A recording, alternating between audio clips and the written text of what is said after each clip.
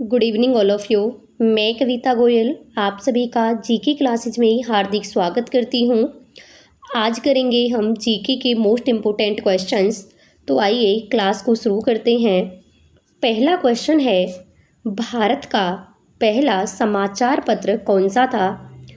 Options हैं the Bengal Gazette, Hindustan Times, Pioneer, Sambad Kaumudi. इस question का जो राइट आंसर होगा वो होगा option A, the Bengal Gazette. Bharat का जो पहला समाचार पत्र था उसका नाम था द बंगाल गजट और इसको निकाला किसने था? तो 1780 में। कब? 1780 में जेम्स हिक्की, इनका पूरा नाम था जेम ऑगस्टस हिक्की द्वारा इसे निकाला गया था। कई बार इसकी भाषा पूछ ली जाती है, कौन सी भाषा में था? तो ये अंग्रेजी भाषा में था। नाम था क्या? बंगाल गजट। और कहाँ से निकलता था? ये निकलता था कलकत्ता से। ये भी याद रखना है कहाँ से निकाला जाता था इसे, कलकत्ता से निकाला जाता था। साप्ताहिक पत्र था, ये हफ्ते में एक बार निकलता था। तो इसका राइट आंसर होगा द बंगाल गजट। अगला क्वेश्चन देखिए, 1878 का वर्नाक्यूलर प्रेस एक्ट किसने रद्द किया? तो क्वेश्चन आपसे पूछ रहा है कि इस एक्ट को रद्द किसने किया था? तो इसको रद्द किया था वो थे लॉर्ड रिपन ने इसको रद्द किया था। अब रद्द तो लॉर्ड रिपन ने किया था 1878 में, लेकिन 1878 ईस्वी का वर्नाकुलर प्रेस एक्ट किसने रद्द किया? तो लॉर्ड रिपन ने किया था। कब किया था इसे रद्द? 1880 में। रद्द कब किया था? 1880 में। ये वर्नाकुलर प्रेस एक्ट आया कब था? 1878 में। कब आया था? 1878 में। इसे लाने वाले कौन थे? लॉर्ड लिटन की शासनकाल में 1878 में इस एक्ट को लाया गया था। इस एक्ट में क्या था? इस एक्ट के तहत समाचार पत्रों पर क्या लगा दिया गया? प्रतिबंध लगा दिया गया था। इस एक्ट को गैंगिंग एक्ट के नाम से भी जानते थे। किस एक्ट के नाम से? Ganging act. आपसे पूछ ले कि गैंगिंग एक्ट किस एक्ट को कहा जाता है, तो ये कहा जाता है वर्नाकुलर प्रेस एक्ट को। इसका दूसरा नाम है मुंह बंद करने वाला एक्ट या फिर मुंह बंद करने वाला अधिनियम। तो इसमें क्या था कि सभी समाचार पत्रों पर प्रतिबंध लगा दिया और इस प्रतिबंध को हटाया किसने था? 1880 में लॉर्ड रिपन ने हटाया। इसलिए इस क्वेश्चन का राइट आंसर होगा ऑप्शन ए, लॉर्ड रिपन। आइए देखते हैं नेक्स्ट क्वेश्चन। निम्न महापुरुषों में से कौन भारतीय राष्ट्रवाद का जनक कहलाता है? तो भारतीय राष्ट्रवाद के जनक कौन कहलाते हैं? तो ये कहलाते हैं कौन? राजा राम मोहन राय। राजा राम मोहन राय जो हैं वो भारतीय राष्ट्रवाद के क्या कहलाते हैं? जनक कहलाते हैं। इसका राइट आंसर होगा कौन सा? राजा राम मोहन राय। राजा राम मोहन राय ने ही स्थापना की थी किसकी? ब्रह्म समाज की। ब्रह्म समाज की स्थापना किसने की थी? 1828 में। किसने की थी? राजा राम मोहन राय ने की थी। इन्हीं के प्रयासों से 1829 में सती प्रथा पर रोक लगाती थी। उस समय जो भारत के गवर्नर थे, जनरल थे, वो कौन थे? Lord William Bentinck. तो सती प्रथा पर रोक लगाने वाले गवर्नर जनरल कौन थे? लॉर्ड विलियम बेंटिंक थे। लेकिन एफर्ट किसने लगाए थे? तो ये एफर्ट्स जो प्रयास किए थे राजा राम मोहन राय के प्रयासों से थे। 1829 में सती प्रथा को बंद कर दिया गया। राजा मोहन राय ने ब्रह्म समाज की स्थापना 1828 में की थी। इन्हें राजा की उपाधि अकबर द्वितीय ने दी थी। आपसे पूछ ले कि राजा की उपाधि किसने दी थी? अकबर द्वितीय ने ही राजा की उपाधि दी थी। अकबर द्वितीय ने अपने पेंशन के सिलसिले में इनको लंदन भेजा था और लंदन के ब्रिस्टल में इनका क्या हो गया था? देहांत हो गया था। आपसे पूछे इनका देहांत कहाँ हुआ? तो ब्रिस्टल में हुआ था, लंदन में। संवाद कौमुदी, कौन सी? संवाद कौमुदी इनका ही समाचार पत्र था जो कि बंगाल से निकलता था। कौन सा? संवाद कौमुदी। वहीं हम बात करें दयानंद सरस्वती की, तो वेदों की और लोटों का नारा, बहुत बार क्वेश्चन रिपीट हुआ है कि वेदों की और लोटों का नारा किसने दिया था? स्वामी दयानंद सरस्वती ने दिया था। कौन सा? वेदों की और लोटो। इनका जो मूल नाम था मूल शंकर था। बचपन का नाम क्या था? मूल शंकर था। किसका? दयानंद सरस्वती का। रविंद्रनाथ टैगोर के बारे में हम सब जानते हैं कि रविंद्रनाथ टैगोर को पहला एशिया का नोबेल पुरस्कार मिला था किसके लिए? ये मिला था गीतांजलि के लिए। रविंद्रनाथ टैगोर ने हमारे भारत का जो राष्ट्रीय गान है जन मन गण, उसकी रचना किसने की है? रविंद्रनाथ टैगोर ने ही की थी। तो पहला जो एशिया का नोबेल पुरस्कार मिला था वो किसको मिला था? 1913 में। गीतांजलि के लिए किसको मिला था? रविंद्रनाथ टैगोर को ही मिला था। दयानंद सरस्वती से क्वेश्चन इंपोर्टेंट पूछा जाता है आर्य समाज, कि आर्य समाज की स्थापना की थी वो किसने की थी? तो आर्य समाज की स्थापना 1873 में किसने की है? दयानंद सरस्वती ने की थी। तो ये क्वेश्चन भी आपको याद रखना है। आगे देखिए, प्रार्थना समाज का संस्थापक कौन था?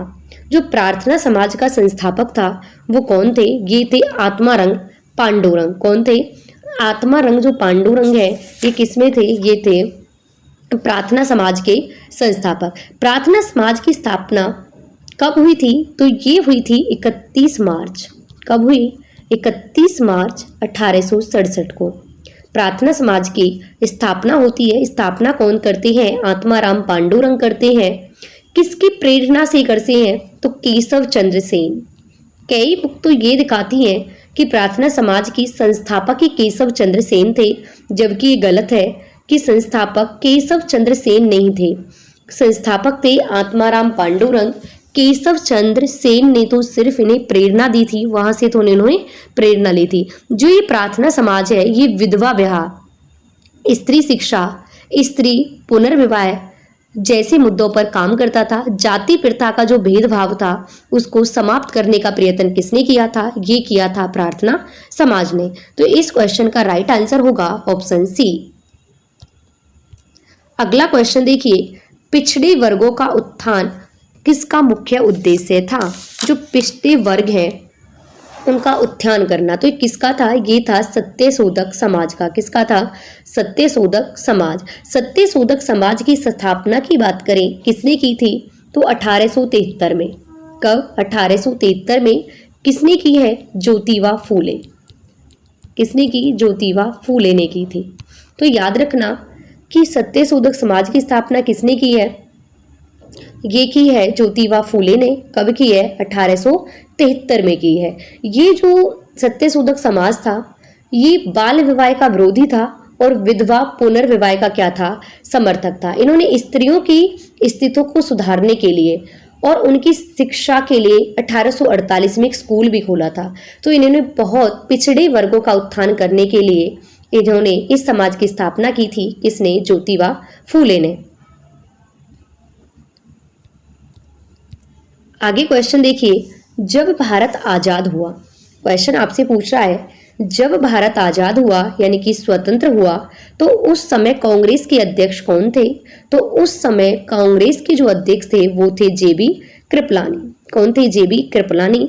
वही हम कांग्रेस की स्थापना की बात करें तो कांग्रेस की स्थापना 28 दिसंबर 1985 को हुई थी।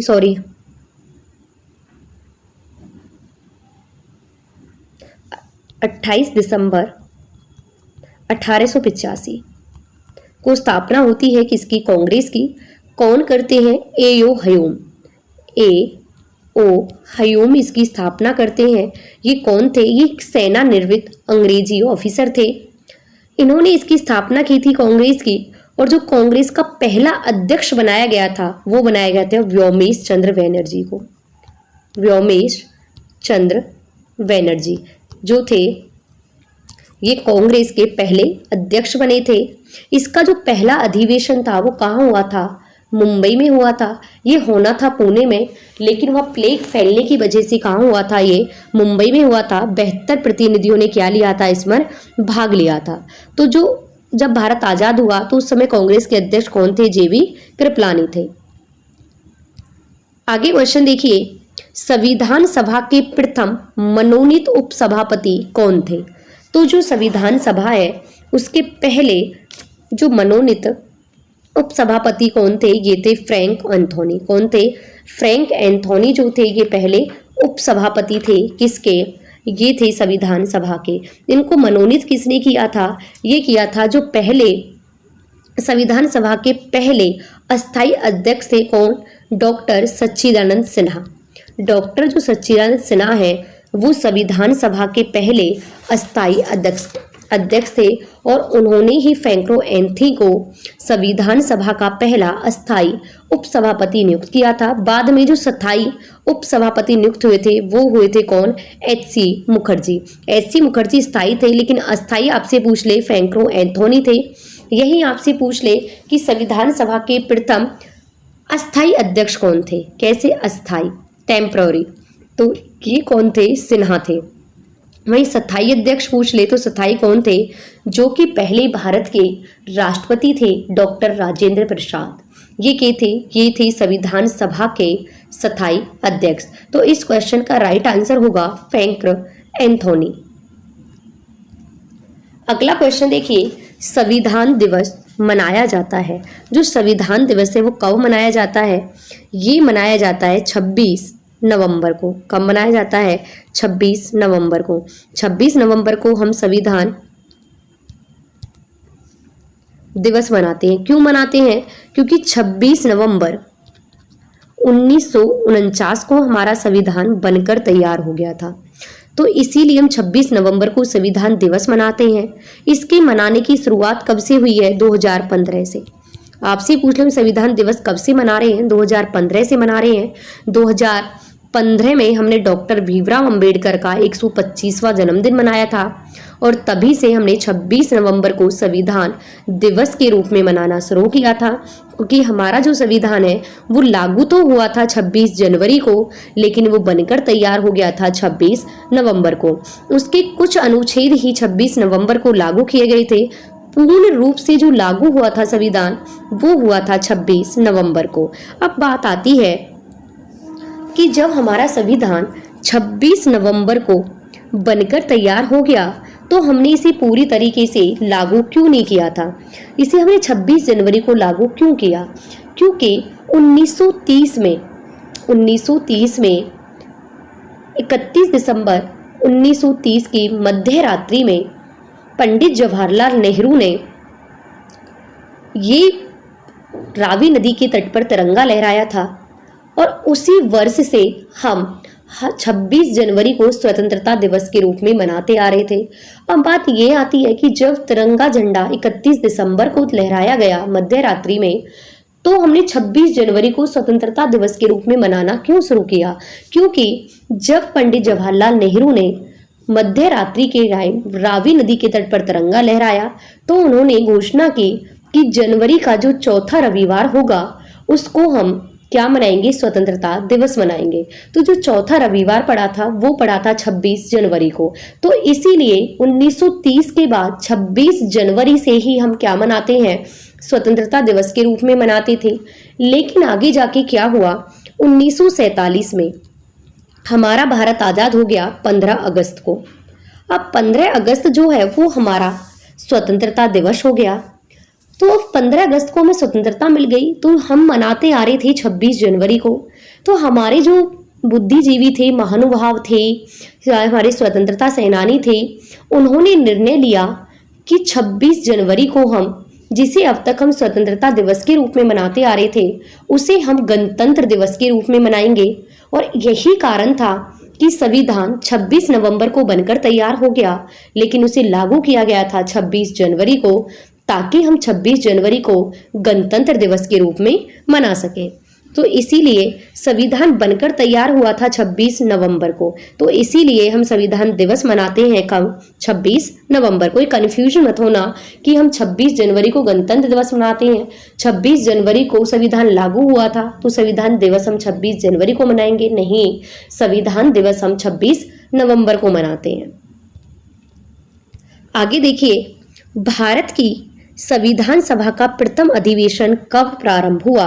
तो भारत की जो संविधान सभा है उसका प्रथम अधिवेशन 9 दिसंबर 1946 को प्रारंभ हुआ था। इसका राइट आंसर होगा ऑप्शन बी। 9 दिसंबर 1946 को संविधान का प्रथम अधिवेशन हुआ और इसी में संविधान सभा के अस्थायी अध्यक्ष चुने गए थे। अस्थायी अध्यक्ष कौन चुने गए थे? डॉक्टर सच्चिदानंद सिन्हा को अस्थायी अध्यक्ष चुना गया। इसका जो दूसरा अधिवेशन हुआ था वो हुआ था 11 दिसंबर 1946 को, यानी कि इसके 2 दिन बाद। और उसमें स्थायी अध्यक्ष चुन लिया गया किसको? डॉक्टर राजेंद्र प्रसाद को। कब? डॉक्टर राजेंद्र प्रसाद को। तो स्थायी अध्यक्ष कौन थे? डॉक्टर राजेंद्र प्रसाद। अस्थायी कौन थे? डॉक्टर सच्चिदानंद सिन्हा। पहला अधिवेशन हुआ 9 दिसंबर को 1946 में और दूसरा हुआ था 11 दिसंबर 1946 को। तो इस क्वेश्चन का राइट आंसर है ऑप्शन बी। आगे क्वेश्चन देखिए, भारत की संघात्मक व्यवस्था निम्नलिखित में से किस देश से ली गई है? तो ये ली गई है कहाँ से? कनाडा से। कहाँ से ली गई है? कनाडा से ली गई है। आयरलैंड की हम बात करें तो नीति निर्देशक तत्व कहाँ से लिए गए हैं? ये लिए गए हैं कहाँ से? आयरलैंड से। संयुक्त राज्य अमेरिका से मौलिक अधिकार हमने कहाँ से लिए? संयुक्त राज्य अमेरिका थे। राष्ट्रपति का पद, उपराष्ट्रपति का पद, महाभियोग की प्रक्रिया, ये सारे के सारे हमने कहाँ से लिए? संयुक्त राज्य अमेरिका से। एक क्वेश्चन आता है फंडामेंटल राइट्स का, मौलिक कर्तव्य। मौलिक कर्तव्य हमने किस देश से लिए हैं? तो वो लिए हैं हमने रूस से। याद रखना, मौलिक कर्तव्य कहाँ से ली गई है? रूस से। तो संघात्मक जो व्यवस्था है कहाँ से ली गई थी? कनाडा से। आगे क्वेश्चन देखिए, सियाचिन ग्लेशियर को लेकर किन देशों के मध्य विवाद है? तो ये है भारत और पाकिस्तान के मध्य। सियाचिन ग्लेशियर की हम बात करें तो ये कहाँ है? ट्रांस हिमालय की काराकोरम दर्रा। कौन सा दर्रा? काराकोरम दर्रा श्रेणी में कौन सा है? भारत और पाकिस्तान की सीमा पर है। कौन सा? सियाचिन ग्लेशियर। विश्व का सबसे ऊंचा युद्ध स्थल है। क्वेश्चन कई बार रिपीट हुआ है कि विश्व का सबसे ऊंचा युद्ध स्थल कौन सा है? तो कौन सा होगा? सियाचिन ग्लेशियर। कौन सा है? सियाचिन ग्लेशियर है। भारत और पाकिस्तान के बीच क्या है? इसमें विवाद है। इसी ग्लेशियर के पास एक और ग्लेशियर है जिसका नाम है रिमो ग्लेशियर, और रिमो ग्लेशियर से ही सिंधु नदी की एक सहायक नदी है। कौन सी? श्योक नदी निकलती है। कई बार आया है कि श्योक नदी कौन सी ग्लेशियर से निकलती है? तो ये निकलती है रिमो ग्लेशियर से। और सिंधु नदी की सहायक नदी है कौन सी? श्योक नदी। तो सियाचिन ग्लेशियर किन देशों के बीच विवाद है? भारत और पाकिस्तान के बीच है। विश्व का सबसे ऊंचा युद्ध स्थल कौन सा है? सियाचिन ग्लेशियर। ग्लेशियर को हिंदी में कहते हैं हिमनद। क्या कहते हैं? हिमनद। आगे क्वेश्चन देखिए, व्हेलर द्वीप का नया नाम क्या है? व्हेलर द्वीप का जो नया नाम है वो क्या है? अब्दुल कलाम द्वीप। क्या है? अब्दुल कलाम द्वीप। बात है 2 सितंबर 2015 को 2 सितंबर 2015 को उड़ीसा की सरकार ने भारत के जो पूर्व वैज्ञानिक और पूर्व राष्ट्रपति थे एपीजे अब्दुल कलाम, उनके नाम पर इस व्हेलर द्वीप का नाम बदलकर रख दिया गया। क्या? अब्दुल कलाम द्वीप। और जो ये द्वीप है ये बंगाल की खाड़ी से लगभग 10 किलोमीटर की दूरी पर क्या है? स्थित है। और जो जितने भी सारे हमारे परीक्षण होते हैं वो यहीं से होते हैं। कहाँ से? व्हेलर द्वीप से। तो व्हेलर द्वीप का नाम क्या है? अब्दुल कलाम द्वीप। कब रखा गया? 2 सितंबर 2015 को। आगे देखिए, भारत का एकमात्र सक्रिय ज्वालामुखी कौन सा है? तो ये है कौन सा नहीं है। भारत का एकमात्र सक्रिय ज्वालामुखी बैरन द्वीप कहाँ पर है? तो ये है आपका अंडमान द्वीप समूह में। कहाँ पर है? अंडमान द्वीप समूह में है। और ये भारत का एकमात्र सक्रिय ज्वालामुखी है। भारत का ही नहीं, एशिया का भी है। बंगाल की खाड़ी में है। कौन सा? अंडमान द्वीप समूह। और इसमें 2 ज्वालामुखी हैं। कहाँ पर? अंडमान में। एक है बैरन द्वीप और दूसरा है नारकोंडम। कौन सा है? नारकोंडम। लेकिन सक्रिय कौन सा है? बैरन द्वीप है। नारकोंडम कैसा है? सुषुप्त ज्वालामुखी है। ज्वालामुखी 3 तरीके के होते हैं, सक्रिय, सुषुप्त और मृत। सक्रिय ज्वालामुखी वो होते हैं जिसमें टाइम टू टाइम विस्फोट होते रहते हैं। सुषुप्त ज्वालामुखी वो होते हैं जिनमें अभी तो कोई विस्फोट नहीं हो रहा लेकिन आने वाले कल में कभी भी हो सकता है। और मृत ज्वालामुखी वो होते हैं कि जो उनमें आने वाले समय में कभी भी कोई भी विस्फोट नहीं हो सकता। एक तरीके से वो क्या है? मृत है, मर चुके हैं। तो भारत में एकमात्र सक्रिय ज्वालामुखी का नाम क्या है? ये भी याद रखना है, बैरन द्वीप। आपसे पूछ लेगा भारत का एकमात्र सक्रिय ज्वालामुखी बैरन द्वीप है, अंडमान द्वीप समूह में है। और नारकोंडम कैसा है? नारकोंडम भी अंडमान में ही है, लेकिन ये कैसा है? सुषुप्त है। कैसा है? सुषुप्त है। और अंडमान द्वीप समूह कहाँ है? अंडमान निकोबार, ये है बंगाल की खाड़ी में। बैरन का अर्थ होता है बंजर। आपसे पूछ ले बैरन का अर्थ क्या होता है? बंजर। बंजर का अर्थ होता है जहां कोई नहीं रहता हो।